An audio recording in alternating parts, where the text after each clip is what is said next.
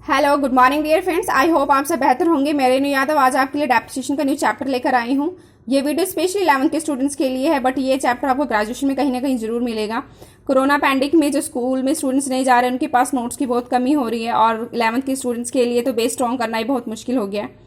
इसलिए आप इसको प्लीज़ नोट्स जरूर बना लेना। और कोरोना पैंडेमिक में आपके स्कूल कब ओपन होंगे I don't know, but exam जरूर होंगे, ये कन्फर्म है। इसलिए आप अपनी तैयारी अच्छे रखिए ताकि एग्जाम्स में गुड मार्क्स स्कोर कर सको। चलिए हम स्टार्ट करते हैं depreciation chapter 16। Meaning in every business there are certain assets of a fix asset there are need for the conduct of business operation. किसी भी बिजनेस को चलाने के लिए आपके ओनर को बहुत सारी कंपनी में फिक्स एसेट्स रखनी पड़ती हैं, उसकी ज़रूरत पड़ती है अपने बिजनेस को रन आउट करने के लिए। वो फिक्स एसेट्स बहुत कुछ हो सकती हैं, motorcycle, plant machinery, motor vehicle, office equipment, कुछ भी हो सकता है। ट्रक वालों के लिए ट्रक उसका मेन एसेट्स है। Fall in the value and utility of such assets due to their constant use and expiry of time is termed as depreciation. जैसे जैसे टाइम पास आउट होता रहता है डेली, ईयर बाय ईयर, उस assets में कमी आती रहती है उसकी कॉन्टिन्यूसली यूज करने से। किसी भी एसेट्स में कॉन्टिन्यू यूज करने से उसमें जो भी कमी आ रही है उसे डेप्रिसिएशन कहा जाता है। Definition RN. कार्टर ने कहा कि depreciation is a gradual and permanent decrease in the value of an assets from any cost. Depreciation क्या है? किसी भी एसेट्स में, किसी भी रीजन के कारण आने वाली कमी ही डेप्रिसिएशन कहलाती है। जिस अमाउंट से ये कमी आती है उसे डेप्रिसिएशन कहा जाता है। मैंने ये आपको एक ग्राफ से समझाया है। Normalise plant and machinery depreciation over 20 years. Plant and machinery का डेप्रिसिएशन 20 ईयर्स उसकी लाइफ है। जब वो शोरूम में थी तो 100% क्वालिटी के साथ उसकी वैल्यू थी। जैसे जैसे आप ईयर पास आउट होते गए उसकी वैल्यू में कमी आती गई। ये कमी उसकी 10% से हुई। ये जिस भी रेट से ये कमी आ रही है उस प्लांट एंड मशीनरी में, वही उसका डेप्रिसिएशन हुआ। Features characteristics of depreciation. Depreciation is decline in the value of fixed asset. Land को छोड़कर जो भी फिक्स्ड एसेट्स कंपनी की प्रोडक्शन में, सर्विसेज में यूज हो रही हैं उसे डेप्रिसिएशन कहा जाता है। डेप्रिसिएशन उन्हीं पे निकाला जाता है। It decrease only the book value of an asset, not the market value. जो आपकी डेप्रिसिएशन है बुक वैल्यू को कम करती है, ना कि मार्केट वैल्यू को। The term depreciation is used only in respect of tangible fixed asset. The term is not use for wasting assets such as mines, oil and well. जो ये depreciation है ये टर्म यूज हो रही है आपकी tangible assets पे, ना कि आपकी वास्टिंग एसेट पे। वास्टिंग एसेट, माइंस, ऑयल, उन पे यूज नहीं होती। It is a non cash expense. ये एक नॉन कैश एक्सपेंस है। Does not involve any cash outflow. Asset से कमी आने के कारण आपकी कैश की वैल्यू बाहर नहीं जा रही, इसलिए कैश आउटफ्लो नहीं है। एसेट्स कंपनी में ही रहकर उसकी वैल्यू जो कमी आ रही है वही डेप्रिसिएशन है, उसी पे डेप्रिसिएशन लगाया जाता है, उन्हीं एसेट्स में। The assets have a limited for useful life. जो ये एसेट्स है, किसी भी एसेट्स की एक लिमिटेड यूजफुल लाइफ है, जितने टाइम तक चलेगी। वो कहते हैं कि ये मशीनें 10 ईयर्स तक चलेगी, आप मेंटेनिंग करके रखते हो तो वो जो 10 ईयर्स चलेगी वही उसकी लिमिटेड यूजफुल लाइफ होगी। These assets are held by the business for use in production of good services. वो एसेट्स हैं जो प्रोडक्शन में गुड और सर्विस को मैन्युफैक्चरिंग करने के लिए और आपकी सर्विसेज को देने के लिए यूज आती हैं। उन्हीं एसेट्स पे आप डेप्रिसिएशन चार्ज करते हैं। कॉज ऑफ डेप्रिसिएशन क्या है, किस कारण चीजों पे डेप्रिसिएशन लग रहा है, ये हमें बता रहा है। By constant use. किसी भी मशीनरी को आप कांस्टेंट यूज कर रहे हो तो उसमें टीयर वियर उसकी टूट फूट हो जाती है, उसकी रिडक्शन, उसकी वैल्यू में कमी आ जाती है, जिस कारण डेप्रिसिएशन चार्ज किया जाता है। By expiry of time. Majority of asset जैसे जैसे टाइम पास होता रहता है, रेन, वाइंड, वेदर के कारण भी आपके एसेट्स में कमी आती रहती है, इसलिए डेप्रिसिएशन चार्ज किया जाता है। By expiry of legal rights. जैसे आपने कोई मशीनरी ली, वो 10 ईयर्स तक के लिए चलेगी, वो भी लीज पे लिए। 10 ईयर्स के बाद उसकी मशीनरी की वैल्यू 0 हो जाएगी तो आपको डेप्रिसिएशन चार्ज करना पड़ेगा। Bye depletion. वास्टिंग एसेट जितनी भी कांस्टेंट वर्किंग यूज के कारण उनकी वैल्यू आपकी 0 हो जाती है। By permanent fall in market value. Day by day market value जो भी कम आ रही है, जिस भी एसेट्स में जिस रेट से कमी आ रही है इसका एसेट्स की वैल्यूज में कमी आ रही है, मार्केट प्राइस में कमी आ रही है, इसलिए डेप्रिसिएशन आपको चार्ज करना पड़ता है। बाय एक्सीडेंटली आपकी जो एसेट्स है डिस्ट्रॉय हो जाती है, रीजन कुछ भी हो, फ्लड, फेयर, अर्थक्वेक, तो इस कारण आपको डेप्रिसिएशन चार्ज करना पड़ता है। चलिए अब हम पढ़ते हैं objective, need and importance to ascertain to profit. जब आप कभी डेप्रिसिएशन चार्ज करते हो तो जो डेप्रिसिएशन की वैल्यू होती है उसे पीएल के अकाउंट में डेबिट करते हो और बैलेंस शीट में उसे एसेट्स में से लेस करते हो। जब कभी भी आप पीएल में अपना टू डेप्रिसिएशन करके पीएल में अपना अमाउंट डालते हो तो डेप्रिसिएशन की एग्जैक्ट वैल्यू आती है, जिस कारण नेट प्रॉफिट आपका एग्जैक्ट निकलता है। जिस कारण आपकी कंपनी को ओनर को डिसीजन लेने में काफी हेल्प मिलती है। For showing the true and fair value of A finance position view, जब कभी डेप्रिसिएशन आप चार्ज करते हो, पीएल अकाउंट में डेप्रिसिएशन डेबिट करते हो, तो बैलेंस शीट में आप उसकी वैल्यू को कम करते हो मशीनरी की, जिस कारण जो अमाउंट है बैलेंस शीट का वो एग्जैक्ट आता है। और कंपनी की जो बैलेंस शीट है वो true and fair view represent करती है, जिस कारण ओनर्स जितने भी डिसीजन मेकर होते हैं आपके लेने वाले कंपनी के, उनके लिए ये true and fair view represent जो दिखता है बैलेंस शीट में बहुत ज्यादा इंपॉर्टेंट है, क्योंकि कोई भी डिसीजन इसी पर डिपेंड करता है आपकी बैलेंस शीट पे।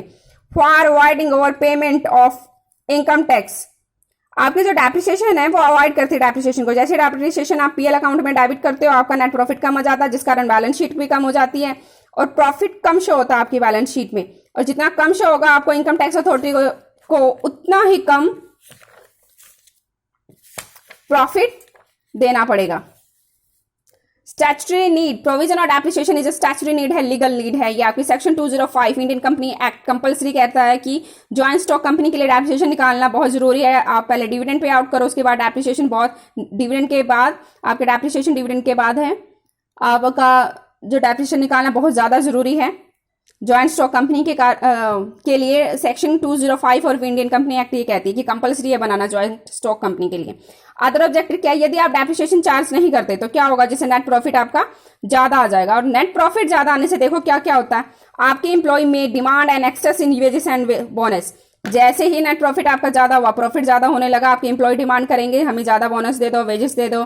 आपके यूनियन वाले डिमांड करने लगेंगे, आपके शेयर होल्डर डिमांड करने लगेंगे 3 ईयर से, भैया हमारा डिविडेंड नहीं दिया, प्रॉफिट तो बहुत ज्यादा शो हो रहा है आपकी बैलेंस शीट में नेट पीएल में, इसलिए हमें भी पैसे दे दो, हमारी सैलरी दे दो previous. It may also increase in competition in that type of business. जैसे आपका नेट प्रॉफिट ज्यादा होता है, आपकी बैलेंस शीट ज्यादा रिप्रेजेंट करती है, तो कॉम्पिटिटर आपके मार्केट में बहुत ज्यादा अवेल हो जाते हैं, जिस कारण डेप्रिसिएशन चार्ज करना बहुत जरूरी है, क्योंकि इससे वैल्यू भी कम आती है और जो सिचुएशन है आपकी वो नॉर्मल रहती है। चलिए हम पढ़ते हैं factor determinate the amount total cost of assets. किसी भी कंपनी को जब आप कंपनी वाले किसी भी एसेट्स को हायर करते हैं तो उसकी टोटल वैल्यू कैसे निकालते हैं, जो भी कंपनी की कॉस्ट होगी इसमें फ्रेट, इंश्योरेंस, इंस्टॉलेशन सारे प्लस करके ही टोटल कॉस्ट ऑफ एसेट्स निकाली जाती है।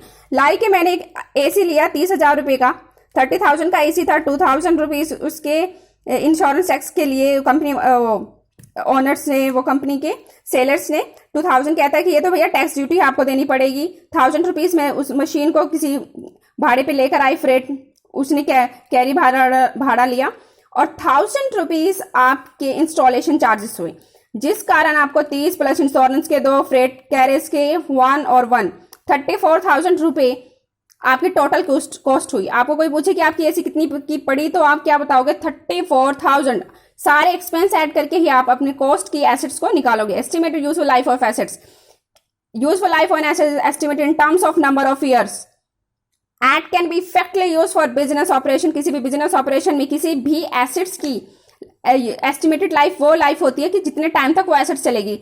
लाइक जो कंपनी के शोरूम में थे, उन्होंने कहा कि डीलर थे सेलर के, उन्होंने कहा आपकी ये जो मशीनरी है ना 10 ईयर्स तक चलेगी, मेंटेन करके रखोगे तो जो 10 ईयर्स की बिल्कुल सही वो मशीन चलती है, तो वो उसकी एस्टिमेटेड यूजफुल लाइफ हुई। Estimated scrap value, it is estimated scrap value of the asset at the end of its useful life. It is also known as residual value, breakup value. इस value को आप residual value और breakup value भी कहते हैं। मान लो scrap value वो वैल्यू हुई जो मशीन को यूज करने पर 10 ईयर्स तक यूज करने पर लास्ट में जो बचती है वो स्क्रैप वैल्यू हुई। लाइक आपने एसी ली थी 34,000 की, 10 ईयर्स आपने यूज किया, तो 10 ईयर्स के बाद उस एसी की वैल्यू 3,000 रहेगी। 3,000 जो वैल्यू रहेगी वही स्क्रैप वैल्यू है, वही ब्रेक अप वैल्यू है, वही आपकी रेजिडुअल वैल्यू है। चलिए अब हम अकाउंटिंग ट्रीटमेंट पे जाते हैं कि जब भी एसेट्स आती है कंपनी में तो कौन कौन से अकाउंटेंट ट्रीटमेंट करता है, ये आपको लर्न करना बहुत जरूरी है क्योंकि इसी के मार्क्स होते हैं। चलिए हम स्टार्ट करते हैं। Entry for purchase of assets. एक बात आप माइंड में जरूर रखिए कि जब कोई आप एसेट्स परचेज करोगे ना तभी उस पर डेप्रिसिएशन लगेगा, तो फर्स्टली आप एसेट्स को परचेज कीजिए।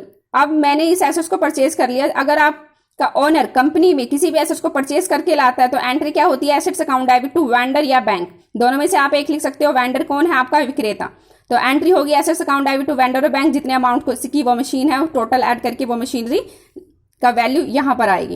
Entry for depreciation eight the end of year, पूरे साल मशीनरी यूज हुई, अब डेप्रिसिएशन भी लगेगा, तो एंट्री क्या हुई, depreciation account debit to assets. Depreciation क्या है, मशीनरी को यूज करने के जो उसमें कमी आई वही डेप्रिसिएशन हुई। कमी आपकी ऑलवेज लॉस को शो करती है, जो वही लॉस आपको हमेशा डेबिट होता है। Entry for the amount release on sale of asset, यदि आप इस मशीनरी को सेल करते हो तो एंट्री क्या होती है, vendor account debit to assets purchase की reverse entry. Entry in case of loss on sale of assets, अगर आपने इस डीलिंग में आपको लॉस हो गया तो एंट्री क्या होगी, loss on sale of assets account debit to assets account. अगर आपको इस डीलिंग में प्रॉफिट हुआ तो एंट्री क्या करते हैं, accountant entry in case of profit on sale of assets account debit to gain on sale of assets. ये सारी की सारी एंट्रीज आपको लर्न करनी पड़ेगी, एग्जाम्स में आपको लिखनी भी पड़ेगी, क्योंकि एग्जामिनर इन्हीं एंट्रीज के आपको मार्क्स देगा और आपका जो एग्जामिनर पेपर चेक करेगा उसे थोड़ा क्रिएटिव टाइप लगेगा। अब चलिए, अगर आपको ये चैप्टर समझ नहीं आता तो प्लीज कमेंट जरूर कीजिएगा। मैंने इस चैप्टर के नेक्स्ट वीडियो में उसकी मेथड्स को बताया हुआ है। और thank you and very much, bye. Like और शेयर सब्सक्राइब जरूर कीजिए।